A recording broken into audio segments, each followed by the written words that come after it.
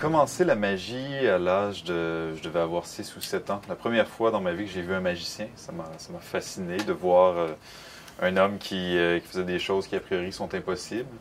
Euh, le désir de comprendre le secret aussi, ça m'a attiré. Et j'ai commencé à en faire. Et quand j'ai vu la réaction que ça suscitait chez les gens, ça m'a tout de suite donné l'envie de continuer, d'aller plus loin toujours, de générer ces émotions-là chez les gens. C'était quelque chose qui était euphorisant chez moi et donc ça m'a toujours nourri. Il y avait quelque chose de très nourrissant socialement pour moi. J'étais quelqu'un de très timide aussi, donc la magie me permettait d'entrer en contact avec les gens, de briser la glace.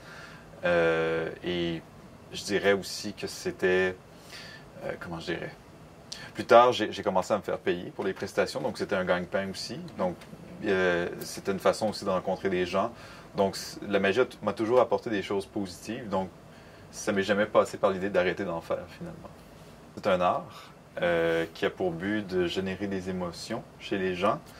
Je crois que c'est ça, un bon tour de magie, ça doit générer une émotion chez les gens, ça doit nous plonger dans le questionnement, dans le mystère. Ça peut aussi peut-être nous faire réfléchir, il faut que ça provoque quelque chose chez nous.